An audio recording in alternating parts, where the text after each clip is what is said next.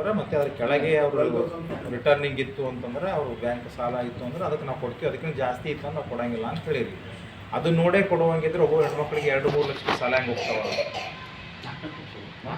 ಇಷ್ಟೇ ಹೇಳೋದು. 2-3 ಲಕ್ಷ ಕೇಳೋ ನೋಡಿ, 2-3 ಲಕ್ಷ ಹೋಗ್ತಾನೆ. ಅದಕ್ಕೆ ನಿಮ್ಮ ಉತ್ತರ ಏನಿದೆ ಅಂದ್ರೆ ಅದನ್ನು ನಾನೇ ಹೇಳ್ತೀನಿ. ಏನು ಅಂತಂದರೆ ನಾನು ಆಗಲೇ ಹೇಳಿದ್ನಲ್ಲಿ ಇವರೆಲ್ಲ ಸಾಲ ತೊಗೊಂಡಿದ್ವಿ, ಅದಕ್ಕೆ ನಮ್ಗೆ 4-5 ಲಕ್ಷ ಸಾಲ ಇರೋದು ನಿಮ್ಮದು ವಾದ ಆಯ್ತು. ಕರೆಕ್ಟಾ? ಅದನ್ನು ಹೊರತುಪಡಿಸಿ ಬೇರೆ ಯಾರಿಗೂ ಇಲ್ಲ, ಯಾರಿಗೂ ಇಲ್ಲ. ನಿಮ್ಮ 4-5 ನಾನು ಫೈನಾನ್ಸ್ಗಳು ತೊಗೊಂಡು ಎಲ್ಲಿ ಸಾಲ ಕೊಡ್ತೀರಿ ನೀವು? ಮ್ಯಾಕ್ಸಿಮಮ್ ಎಷ್ಟು ಸಾಲ ಆಯ್ತು ನಿಮ್ಮದು? ಮ್ಯಾಕ್ಸಿಮಮ್ ಸಾಲ ಎಷ್ಟು ಕೊಡ್ತೀವಿ? ಫಸ್ಟ್ ಟೈಮ್ 27,000 ಮಾಡ್ತೀವಿ, 1,38,000 ತನಕ ಕೊಡ್ತೀವಿ ಒಬ್ಬರಿಗೆ. ಹಾಂ, ಅಷ್ಟು ಕೊಡ್ತೀರಿ ನೀವು. ಹಾಂ, 2 ಲ್ಯಾಕ್ ಅವ್ರ ಸಿವಿಲ್ ಸ್ಕೋರ್ ನೋಡಿನೂ ಕೊಡ್ತೀವಿ. ಕೊಡ್ತೀವಿ. ಫೈನಾನ್ಸ್ ಎಲ್ಲ ಸೇರಿ 2 ಲ್ಯಾಕ್ ಒಳಗೆ ಇರಬೇಕು, ಕ್ಯಾಪ್ ಇರುತ್ತೆ. 2 ಲ್ಯಾಕ್ ಒಳಗಡೆ ಇರಬೇಕು ಅಂಥವ್ರಿಗೆ ಕೊಡ್ತಾ ಇದ್ದಾರೆ. ಬಟ್ ಅದನ್ನು ಮೀರಿ ಅದಾರ, ಅದನ್ನು ಮೀರಿ ಇದ್ದವ್ರು ಏನು ಅಂತಂದರೆ ಬೇರೆ ಹೆಸರಲ್ಲಿ ಸಾಲ ತೊಗೊಂಡಿದ್ದಾರೆ. 2 ಮೂರನೇದು ಈಗ ನಮ್ಮವರು ಹೇಳಿದರು, ಹವಾಲ್ದಾರ ಪ್ರತಿದಿನ ಒಬ್ಬ ಹೆಂಗಸರು ಬರ್ತಾರೆ, ಬಂದು ಇಂಥವ್ರು ಸಾಲ ನಾವು ಫೈನಾನ್ಸ್ನ ತೊಗೊಂಡಿದ್ದೀವಿ ಸರ್, ಇವು ತೆಗೆಸ್ಕೊಟ್ಟಿದ್ದೆ, ಆಕೆ ತೊಗೊಂಡು ಓದೋದ್ರು, ಆಕೆನೂ ಬರ್ತಾ ಇಲ್ಲ, ಫೈನಾನ್ಸಲ್ಲಿ ಬಿಡ್ತಾ ಇಲ್ಲ ಅಂತೇಳಿ. ಇದು ನಿಮ್ಮದು ಹಣೆ ಬರ. ನಾನು ಓಪನ್ ಹೇಳಕತ್ತೀನಿ, ಇದು ನಿಮ್ಮ ಹಣೆ ಬರ. ತೆಗೆಸ್ಕೊಡ್ಬಾರ್ದು, ನಿಮ್ಮ ಕಡೆ ಆಗ್ತಾರೆ ಕಟ್ಟಬೇಕು, ಹೊರನ್ನು ತೆಗೆಸ್ಕೊಡ್ಬಾರ್ದು. ಓಪನ್ ಹೇಳಕತ್ತೀನಿ. ನಾಳೆಯಿಂದ ನಮ್ಮ ಪೊಲೀಸ್ ಕಡೆ ಇದಕ್ಕೆ ಬಂದು ಕಂಪ್ಲೇಂಟ್ ಕೊಟ್ಟರೆ ನಾನು ಅದನ್ನು ಒಪ್ಪಂಗಿಲ್ಲ. ನೀವ್ಯಾಕೆ ತೆಗೆಸ್ಕೊಡ್ತೀರಿ? ಓಡುವಕ್ಕೆ ತೆಗೆಸ್ಕೊಡ್ತಾ ಇದ್ದೀರಿ. ನಾನು ಆಗಲೇ ಮೊನ್ನೆನೂ ಹೇಳಿದ್ದೀನಿ, ಈಗಲೂ ಹೇಳ್ತೀನಿ ಕೇಳಿ. ನಿಮಗೆ ಒಬ್ಬನೇ ವ್ಯಕ್ತಿ 4-5 ಲಕ್ಷ ತೊಗೊಳ್ತೀನಿ ಅಂದ್ರೆ ನೀವು ಯಾಕೆ ಕೊಡಿಸ್ತಾ ಇದ್ದೀರಿ? ಕೊಡಬೇಡಿ. ನಿಮ್ಮ ಹೆಸರು ಸಾಲ ತೆಗೆದು ಯಾಕೆ ಕೊಡ್ತಿದ್ದೀರಿ? ನಿಮಗೆ ಅವಶ್ಯಕತೆ ಇರೋ ತಗೊಳ್ಳಿ. ನೀನಾಗಲೇ ಹೇಳಿದೀಯಮ್ಮ, ನಾನು 12 ಜನರಿಗೆ ಕೊಡಿಸಿದ್ದೀನಿ. ಕೇಳಮ್ಮ, ಗ್ರೂಪ್ ಬಿಡಿ ನೋಡ, ಒಂದು ನಿಮಿಷ. ನೀವೇ ಹೇಳ್ತೀರ ಅವ್ರಿಗೆ ಗ್ರೂಪ್ ಕೊಡಿಸ್ ಅಂತೇಳಿ. ಅವ್ರು ಹೇಳಕತ್ತಾರೆ ನೀವು 5 ಮಂದಿ 10 ಮಂದಿ ಕೂಡಿ ಬರ್ರಿ ಅಂತ ಹೇಳ್ತಾರಲ್ಲ ಅವ್ರು. ಅಲ್ಲ, ಒಬ್ಬರಿಗೆ ಕೊಡೋದು ಬೇಡ. ನಂದೇನು ಪ್ರಶ್ನೆ ಅಂದ್ರೆ, ನೀವು ನೀವೇ ಗ್ರೂಪ್ ಮಾಡ್ಕೊರಿ ಅನ್ನೋ ಲೆಕ್ಕಾಚಾರ ಅಮ್ಮ ಹೇಳಕತ್ತಲ್ಲ. ಬರೋಬರ್ ಮಾಡ್ತಾರೆ ಸರ್, ಗ್ರೂಪ್ ಹೇಳ್ತೀರಂತಲ್ಲ, ಯಾಕೆ ಮಾಡಲ್ರಿ? ಅವರು ಅಲ್ಲೆಲ್ಲಿ ಒಂದು ಏರಿಯಾದಾಗ ಓಣೆದೊಳಗೆ ಮಾಡ್ಕೊತಾರೆ ಸರ್. ಅಂದ್ರೆ ಈಗ ನಾವು ಒಬ್ಬೊಬ್ರಿಗೆ ಸಾಲ ಕೊಡಲ್ಲ ಸರ್, ಒಬ್ಬೊಬ್ರಿಗೆ ಸಾಲ ಕೊಡಲ್ಲ ನಾವು. ಆಯ್ತಮ್ಮ, ನೀ ಗ್ರೂಪ್ ಮಾಡ್ಕೊಂಡು ಸಾಲ ಕೊಡ್ಕೊಂಡು ಬರ್ತೀವಿ. ಹಂಗೆ ಹೋಗ್ಬೇಡಲ್ಲ, ಸಾಲ ತೊಗೊಂಡು ನಿನಗೆ ಅವಶ್ಯಕತೆ ಇರೋದು ಯಾಕೆ ಬರತ್ತೆ ಸಾಲಕ್ಕೆ? ಹಂಗಿದ್ರೆ ನಂದು ನಿನಗೂ ಪ್ರಶ್ನೆ ಐತಿ, ಅವ್ರಿಗೂ ಪ್ರಶ್ನೆ ಐತಿ. ನಿನಗೆ ಅವ ಗ್ರೂಪ್ ಮಾಡ್ಕೋ 5 ಮಂದಿ ಅಂತ ಹೇಳಕತ್ತಾನ. ನಿನ್ನ ಸಾಲ ಅವಶ್ಯಕತೆ ಗ್ರೂಪ್ ಯಾಕೆ ಮಾಡ್ಕೊಂಡು ಹೋಗ್ತಾ ಇದ್ದೀನಿ ನೀನು? ಅಲ್ಲಿಗೆ ಹೋಗಬೇಡ. ಅವ 5 ಮಂದಿ ಅಲ್ಲ 500 ಮಂದಿ ಗ್ರೂಪ್ ಮಾಡ್ಕೊಂಬ ಅಲ್ಲಿ. ನೀವು ಯಾಕೆ ಹೋಗ್ತಾ ಇದ್ರಿ ಅಲ್ಲಿಗೆ? ಹಾಂ, ಅದನ್ನ ಹೇಳು. ಮತ್ತೆ ಅದನ್ನೇ ಕೇಳಕತ್ತೀನಿ ನಾನು. ಈ ಅಮ್ಮನಿಗೆ ಅದನ್ನೇ ಕೇಳಕತ್ತೀನಿ.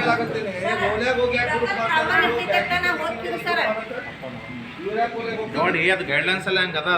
ಅದು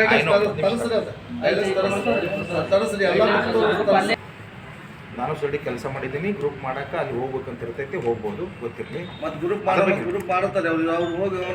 ಅದು ಮಹಿಳಾ ಸಬಲೀಕರಣ ಅಂಡರಲ್ಲಿ ಐತ್ರಿ. ಹಂಗ ಗೈಡ್ಲೈನ್ಸ್ ಅಡ್ಡ ಹೋಗೋದು ಬೇಡ. ನಾವು ಅದರಲ್ಲಿ ಮಹಿಳೆಯರನ್ನ ಸಬಲೀಕರಣ ಮಾಡ್ಬೇಕನ್ನೋ ಉದ್ದೇಶದಿಂದ ಇದು ಬಂದಿದ್ದೈತಿ. ಅವ್ರ ಜಾಗಕ್ಕೆ ಹೋಗ್ಬೇಕು, ಅವ್ರು ಮಹಿಳೆಯನ್ನ ಮಾಡಬೇಕು.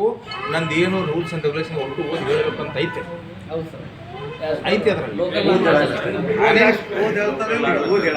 ಲೋಕಲ್ ಲ್ಯಾಂಗ್ವೇಜ್ ಅಲ್ಲೇ ಹೇಳ್ತಾರೆ. ಹಿಂಗೆ ಹೋಗ್ಬೇಡ್ರಿ ನೀವು. ಲೋಕಲ್ ಲ್ಯಾಂಗ್ವೇಜಲ್ಲಿ ಹೇಳ್ಬೇಕಂತ ಇರ್ತೈತಿ. ಹೇಳಾರ್ದೆ ರಿಕವರಿ ಆಗೋದಿಲ್ಲ. ಹೇಳ್ತಾರೆ, ಪೂರ್ತಿ ಹೇಳಿಕ್ಕಿಲ್ಲ. ಅಷ್ಟೇ ಒಂದು 100 ಪಾಯಿಂಟ್ಸ್ ಇದ್ರೆ ಒಂದು 50 ಪಾಯಿಂಟ್ಸ್ ಹೇಳಿರ್ಬೋದು. ಅಷ್ಟೇ ಇರ್ತೈತಿ. ನಾನು ಹೇಳಿದೆ ನಮ್ಮ ಕೂತು ನನಗೆ ನಿಮಗೂ ಕೂಡ ಇಲ್ಲ, ನಿಮಗೇನು ಕೊಡಲ್ಲ. ನನ್ನ ವಾದ ಏನು ಅಂತಂದ್ರೆ, ನೀವು ಯಾಕೆ ಬೇರೆಯವ್ರು ತೆಗಿಸ್ಕೊಡ್ತೀರಿ? ಅಷ್ಟೇ ನಾನು ನಿಮ್ಮ ದುಡಿ ತಗೊಳ್ರಿ. ನೀವೇನು ಕೆಲಸ ಮಾಡ್ತೀರಿ ಮಾಡಿರಿ, ನೀವೇನು ಬಿಸ್ನೆಸ್ ಮಾಡೋದು ಮಾಡಿರಿ, ನಿಮ್ದು ಏನು ಆರ್ಥಿಕವಾಗಿ ನೀವು ಮುಂದೆ ಬರೋಕ್ಕೆ ಏನು ಮಾಡೋದು ಎಲ್ಲ ಮಾಡಿರಿ. ಈಗ ನೀನು ಹೇಳಿದೆ ಅಮ್ಮ 12 ಜನ ತೆಗೆಸ್ಕೊಟ್ಟೆ, ನನ್ನ ಗಂಡ ಗಲಾಟೆ ಮಾಡಿದ. ಕೇಳಮ್ಮ, ಪೂರ್ತಿ ಹೊರಗಡೆ ಹಾಕಿದ. ಅದ್ರ ನಂತರ ಮತ್ತೆ 5 ಮಂದಿ ತೆಗೆಸ್ಕೊಟ್ಟಿನಿ ಅಂತ ಹೇಳ್ತೀನಿ. ಅದನ್ನ ಯಾಕೆ ಮಾಡಿ? ನಾ ಮುಂದಾಗಲ್ಲ, ಬೇರೆದ್ರ ಮುಂದೆ ಮಾಡು. ನೀನು ಹಂಗೆ ಹೇಳಕ್ಕೆ ಹೋಗ್ಬೇಡ ದಡ್ರಂಗೆ.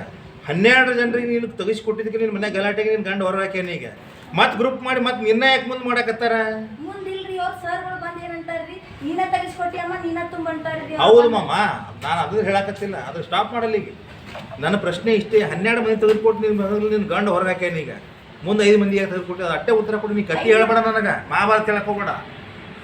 8 ಮಂದಿ 8 ಸಂಘಗಳದಾವ್ರಿ. 8ರಿಗೆ ತೆಗಿಸ್ಕೊಟ್ಟಿದ್ದು. ಅಷ್ಟು ಗ್ರೂಪ್ನ್ಯಾಗ 8 ಮಂದಿ ಅದೀವ್ರಿ. 12 ಮಂದಿ ಎಲ್ಲ ಅದೀವ್ರಿ. 12 ಮಂದಿ ಇದಿಲ್ಲ. ಏನ್ ಮಾತಾಡೋದು? ಇನ್ನೇನು ಹೇಳಿದ್ವಿ? 12 ಜನ ಸಾಲ ತೆಗೆಸ್ಕೊಟ್ಟಿದ್ದು, ನನ್ನ ಮನೆ ಗಲಾಟೆ ಇತ್ತು, ಗಂಡ ಹೊರ ಹಾಕಿದ. ಆ ನಂತರ ಮತ್ತೆ 5 ಮಂದಿ ತೆಗಿಸ್ಕೊಡ್ನಿ ಅಂತ ಹೇಳ್ತೀವಿ. ಅದನ್ನ ಯಾಕೆ ಮಾಡಿ ಮತ್ತೆ ಹಂಗಿದ್ರೆ ಅದನ್ನ ಆಮೇಲೆ ಈ ಮಕ್ಕಳು ಹೊರಗೆ ಹಾಕ್ತಾರೆ ನಿನಗೆ. ಅಲ್ರಿ ಹುಡುಗ ಹಾಕ್ತಿದ್ರಿ ಅದ್ರ ಸಲ ನಮ್ದು ಬಿಡಮ್ಮ, ಹಂಗಾದ್ರೆ ಆಗೋದಿಲ್ಲ. ನೀನು ಹಂಗೆ ಹೇಳಕ್ಕೆ ಹೋಗ್ಬೇಡ, ನೀನು ಕತ್ತಿ ಹೇಳ್ಬೇಡ. ನೋಡಮ್ಮ, ಈಗ ಒಂದೇ ಟೋಟಲ್ ಆಗಿದ್ರೆ ಎಲ್ಲ ಇರಲಿ. ಅಧ್ಯಕ್ಷರು ಏನೋ ಅವ್ರ ಕಡೆ ಬಂದಂಥ ಜನರೊಟ್ಟಿಗೆ ಅವರು ಏನು ಮುಂದೆ ಬಂದಾರೆ, ಅವ್ರ ವಾದ ಮತ್ತು ಅವ್ರ ವಾದ ಇಟ್ಟೇನೆ. ಯಾರು ನೀವು ಹೆಚ್ಚಿಗೆ ಕೊಟ್ಟರೆ ನೀವು ವೆರಿಫೈ ಮಾಡೋದು ನಿಮ್ಮ ಕೆಲಸ ಐತಿ. ನೀನಾಗಲೇ ಹೇಳಿದ್ವಿ ನನಗೆ ಸಾಲ ಬೇಕು, ನನಗೆ ಸಾಲ ಅಂತ ಬೇಕಾದ್ರೆ ಬಂದಿರ್ತೀನಿ, ಬಟ್ ನಾನು ತೆಗೆದು ಅವನಿಗೆ ಕೊಟ್ಟರೆ ಏನು ಮಾಡಬೇಕು ಅಂತ ನೀನು ಕೇಳಕತ್ತೀನಿ. ಕರೆಕ್ಟಾ? ಅದು ಹಾಗೆ ಆಗ್ತಾ ಇರೋದು. ಇದು ಯಾಕೆ ಆಗ್ತಾರೆ ಒಂದು 5,000 ರೂಪಾಯಿ ಇದು ಐತಿ, ಕಮಿಷನ್ ಐತಿ, ಕಮಿಷನ್ ಬೇಸ್ ಮೇಲೆ ಇದು ನಡೆದೈತಿ. ಇದನ್ನು ನಮಗೇನು ಹೊಸ್ತಲ್ಲ. ಕಮಿಷನ್ ಬೇಸ್ ಮೇಲೆ ಯಾರು ನಾನು ಸಾಲ ಹಾಕೊಳ್ತೀನಿ, ನನಗೊಂದು 5,000 ರೂಪಾಯಿ ಕೊಟ್ಟು ಸರಿಸೋದೈತಿ. ಉಳಿದ ಅಮೌಂಟ್ ಬೇಕಾದ ಯಾರಿಗೆ ಬೇಕಾದ್ರೆ ತೊಗೊಳೋದು. ತೊಗೊಂಡಾದ್ಮೇಲೆ ನನ್ನ ಮನೆಗೆ ವಸೂಲಿ ಬರ್ತಾರೆ ಅವ್ರು, ಫೈನಾನ್ಸ್ ಅವರು. ಯಾಕೆ ನಾನು ಬಾರೋವರ್, ನಾನು ಅದನ್ನು ನನ್ನ ಹತ್ರ ಬಂದ ನಾ ಏನು ಮಾಡ್ತೀನಿ, ನಿಮ್ಮ ಕೈ ಮಾಡ್ತೀನಿ, ಬಂದಾರ ಕಟ್ ಅಂತೀನಿ. ನೀ ಹೆಂಗೆ ಕಟ್ತೀವಿ ಸದ್ದು ಒಂದು 15-20 ಲಕ್ಷ ಸಾಲ ಆಗಿದ್ದು ಕಟ್ಟಾಗಿಲ್ಲ. ಇದು ಆಗಿದೆ ಸಮಸ್ಯೆ. ಇದನ್ನು ನೀವು ಕೇರ್ಫುಲ್ಲಾಗಿ ಹ್ಯಾಂಡಲ್ ಮಾಡ್ಕೋಬೇಕು. ಹಾಗಿದ್ರೆ ನೀವು ಫೈನಾನ್ಸ್ ಮುಖಾಂತರ ಸಾಲ ತೊಗೊಳಿಲ್ಲ, ಸಾಲ ತೊಗೊಳಕ್ಕೆ ಹೋಗ್ಬೇಡ್ರಿ. ಎರಡನೇದ್ದು, ಸಾಲ ಅವ್ರಿಗೆ ಸ್ಪಷ್ಟವಾಗಿ ಕೊಡುವಾಗ ಹೇಳ್ರಿ, ನಾನು ನಿಮ್ಮ ಮನೆಗೆ ಸಾಲದ ವಸೂಲಿ ಬಂದಾಗ ಅಥವಾ ನೀವು ನಮಗೆ ಸಾಲ ಕಟ್ಟಕ್ಕೆ ಬಂದಾಗ ನಾನು ಅವ್ರ ಕೈ ಮಾಡೋದು ಕೇಳಂಗಿಲ್ಲ, ನೀವೇ ಕಟ್ಟಬೇಕು. ಎರಡನೇದ್ದು. ಮೂರನೇದ್ದು, ಇಷ್ಟೆಲ್ಲ ಹೇಳಿದ್ರೆ ನೀವು ನಿಮ್ಗೆ ಐಡೆಂಟಿಫೈ ಆಗ್ಯಾರಲ್ಲ ಯಾರು ರಿಂಗ್ ಲೀಡರ್ಗಳು ಐಡೆಂಟಿಫೈ ಆಗ್ಯಾರಲ್ಲ, ಅವ್ರು ಮಾರ್ಕೆಟ್ ಬರ್ರಿ ಅಂತ ಹೇಳ್ರಿ ಸಂಘದವ್ರಿಗೆ. ಯಾಕ್ರಿ ಮುಸ್ತಕವ್ರ ಹುಡ್ಕೋದವ್ರು ಈ ಸಾಮಾನ್ಯವಾಗಿ ಎಲ್ಲರೂ ಕಟ್ತಾರೆ. ಎಲ್ಲರೂ ನಾವು ಸುಮಾರು ಹೇಳಕತ್ತೀನಿ, ಎಲ್ಲರೂ ಕಟ್ತಾರೆ, ತಗೋತಾರೆ. 2 ದಿನ ಲೇಟ್ ಆಗ್ತದೆ, ಅವರೆಲ್ಲ ಮಾಡ್ತಾರೆ, ಅವ್ರಿಗೆ ಸಂಸಾರ ಬೇಕಾಗಿರ್ತದೆ. ಈಗ ಹೇಳಿದ್ರೆ ರಿಂಗ್ ಲೀಡರ್ಗಳು ಯಾರಂತ ಗೊತ್ತಾಗ್ಯದಲ್ಲ, ಕೀಪ್ ದೇಮ್ ಔಟ್. ಹೊರಗೆ ಇಲ್ರಿ, ಹೊರಗೆ ಇಟ್ಟವ್ರು ಸಂಘ ಮಾಡ್ಕೊಂಬರ್ರಿ, ಅವ್ರದ್ದು ಬರೋದು ಕೊಡಂಗಿಲ್ಲ ನಾವು, ನೀವು ಬೇರೆ ಬಂದ್ರೆ ಕೊಡ್ತೀವಿ. ಮತ್ತು ನಿಮ್ಮ ಸಾಲ ಯಾರು ಮುಂದೆ ತೊಗೊಂಡಿತ್ತು ಅವರೇ ಹೊಣೆಗಾರರು ಇಟ್ಟು ಹೇಳಿಕೊಡ್ರಿ. ಎರಡನೇದ್ದು, ನೀವು ಸಾಯಂಕಾಲಕ್ಕೆ ಹೋಗ್ಬಾರ್ದಂತ ಒಂದು ವಾದ ಐತೆ. ನೀವು ಹೇಳಿದ್ರೆ RBI ಒಂದು ಗೈಡ್ಲೈನ್ಸ್ ಮಾಡಿದೆ 8 ರಿಂದ 6 ಗಂಟೆ ತನಕ, ಅದರ ನಂತರ ಹೋಗ್ಬೇಡ್ರಿ. ಅದರ ನಂತರ ಕಸ್ಟಮರೇ ನಿಮಗೆ ಏನಾದರೂ ಇಲ್ಲ ನಾವು ಕಟ್ತೀವಿ ಸರ್ ರೊಕ್ಕ ಇದೆ ಬನ್ನಿ ಅಥವಾ ಕಳಿಸ್ಕೊಡ್ತೀವಿ, ಹುಡುಗರು ಕಳಿಸ್ಕೊಡ್ತಿದ್ರೆ ಅದನ್ನೇನು ಕಮ್ಯುನಿಕೇಷನ್ ಅದು ಯಾವ ರೀತಿ ಬರುತ್ತೋ ಆ ರೀತಿ ಮಾಡ್ಕೊಡಿ. ಮೂರನೇದು ಏನು ಅಂತಂದರೆ, ರಿಕವರಿ ಇನ್ಸ್ಟಾಲ್ಮೆಂಟ್ ಮಂತ್ಲಿ ಐತೆ. 6 ತಿಂಗಳು ಟೈಮ್ ಕೇಳ್ತಿದ್ದೆ. ಲಾಸ್ಟ್ ಪಾಯಿಂಟ್ ನಾನು ಮುಂದೆ ಮಾತಾಡಲ್ಲ, ನಾನು ಹೋಗ್ಬೇಕಾಗೈತಿ. 6 ತಿಂಗಳು ಟೈಮ್ ಕೇಳ್ತಾರೆ. ಟೈಮ್ ಕೊಡೋಕ್ಕಾಗಲ್ಲ ಅಂದ್ರೆ ಲೀಗಲಿ ಮಾಡಂತ ನೀವು ಮುಂದೆ ನೇರವಾಗಿ ಹೇಳಿದ್ರು ನಿಮ್ಮ ಕಾನೂನುಬದ್ಧವಾಗಿ. ಲೀಗಲಿ ಅಂದರೆ ನೀವು ಯಾರು ಕಟ್ಟಲ್ಲ ಅವ್ರಿಗೆ ನೋಟಿಸ್ ಸರ್ವ್ ಮಾಡಿರಿ, ಒಂದು ಬೇಡ 3 ನೋಟಿಸ್ ಸರ್ವ್ ಮಾಡಿರಿ. 3 ನೋಟಿಸ್ ಸರ್ವ್ಸ್ನಾಗ ಅದಕ್ಕೇನು ಉತ್ತರ ಬರಲಿಲ್ಲ ಅಂತ ನೀವು ಕೋರ್ಟಿಗೆ ಹೋಗ್ರಿ ಅಂತ. ಕೋರ್ಟಿಗೆ ನೀವು ಹೋಗ್ತೀರಿ, ರಿಕವರಿ ಮಾಡಬೇಕು, ನೀವು ಕೊಡಬೇಕು, ಹೋಗ್ತೀರಿ. ನಂದೇನು ಅಧ್ಯಕ್ಷರಿಗೆ ಒಂದು ಸಲಹೆ ಅಂತಂದ್ರೆ, ಒನ್ ಟೈಮ್ ಅವ್ರು ಕೋರ್ಟಿಗೆ ಹೋಗಿ ಇವ್ರು ಸರಿಸಿದ್ರು, ನಾಳೆ ಅವ್ರಿಗೆ ಏನಾರು ಅವಶ್ಯಕತೆ ದುಡ್ಡು ಬೇಕಾಯ್ತದೆ, ಇವ್ರು ಭಾರಿ ಕಷ್ಟಪಡ್ತಾರೆ. ಅವಾಗ ಏನು ಹೊಣೆಗಾರಿಕೆ ಏನದು, ಅವು ನಾನು ಕೊಡೋಕ್ಕಾಗಲ್ಲ, ನೀವು ಕೊಡೋಕ್ಕಾಗಲ್ಲ, ಯಾರೂ ಕೊಡೋಕ್ಕಾಗಲ್ಲ.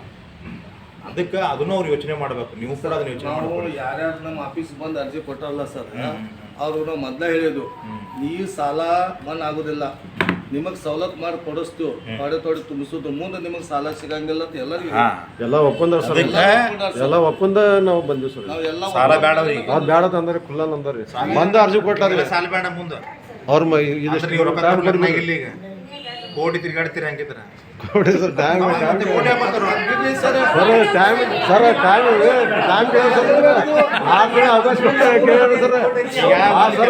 ಅವಕಾಶ ಕೊಡ್ತೀವಿ ಮತ್ತೆ ಇನ್ಸ್ಟಾಲ್ಮೆಂಟ್ ತುಂಬ್ತಾರೆ ಅವ್ರು ಯಾರು ಬೇಡ ಅಂತಾರೆ, ನೀವು ಬಂದ ನನಗೆ ಹೇಳ್ರಿ, ನಾನೇ ಕರೆಸ್ತೀನಿ.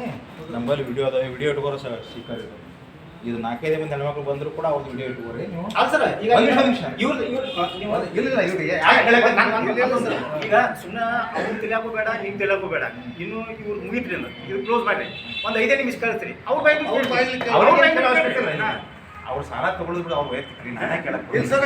ನಾವೇನು ಹೇಳ್ತಿದ್ವಿ, ನಾವು ಒಂದು ಮಾತು ಸರ್, ಈಗ ಏನೈತಿರಿ, ಅವ್ರು 6 ತಿಂಗಳ ಸವಲತ್ತು ಕೊಡ್ಲಿಕ್ಕಂದ್ರೆ, ಸವಲತ್ತು ಅವ್ರು ತುಂಬ್ಲಿಕ್ಕಂದ್ರೆ ಅವ್ರು ಏನು ಇದ್ದಿದ್ದು ಲೀಗಲಿ ಮಾಡ್ಬೇಕು, ಅವ್ರ ಮನೆಗೆ ಹೋಗಂಗಿಲ್ಲ. ಒಂದೇ ಕಂಡೀಷನ್ ಅದನ್ನೇ ಹೇಳಕತ್ತೀನಿ.